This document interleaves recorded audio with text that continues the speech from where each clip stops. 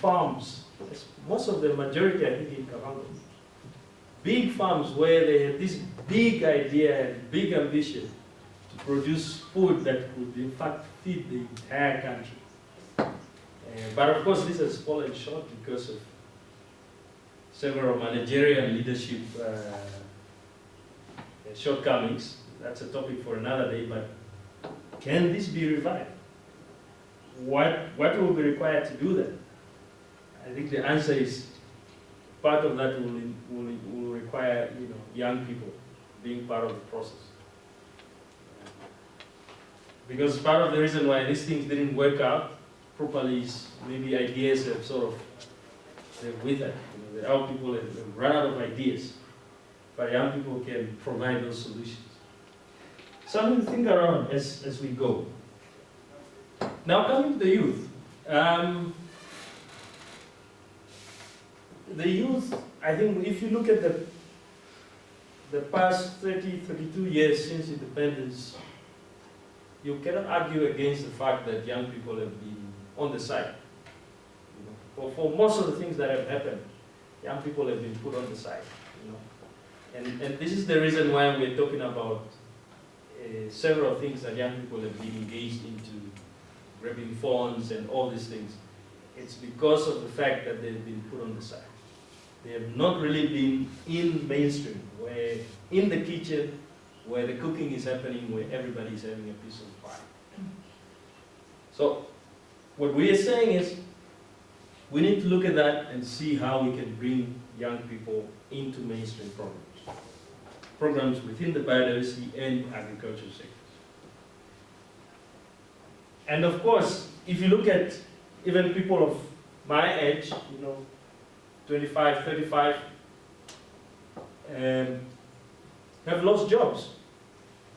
From COVID or the economic situation in the country, we often hear this mine is laying off workers, that company is laying off workers, or they call it retrenching.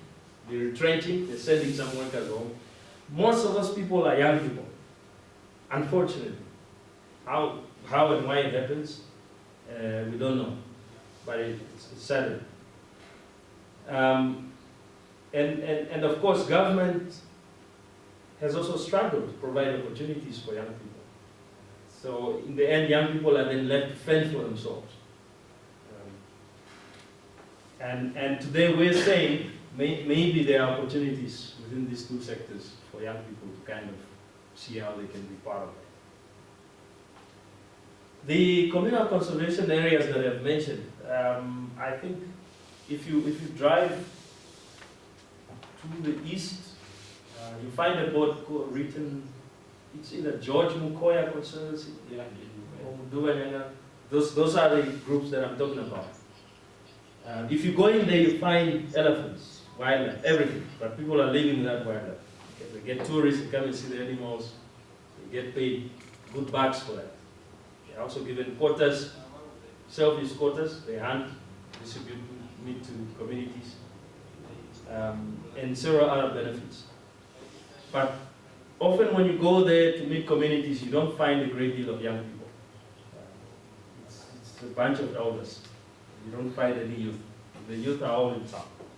But there are opportunities in that. Yes. So,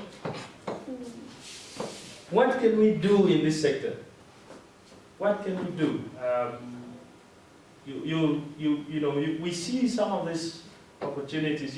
When people do great things, like Franz had mentioned, it's not because they came up with something extraordinary, but it's because they utilized something that was so simple and obvious and did something out of the ordinary out of it. So it's about making use of the obvious things that people pass by.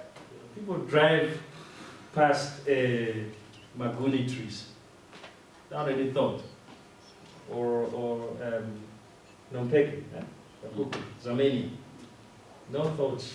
It's just, yeah, we eat it, so what? Mtete, same thing. There's no use.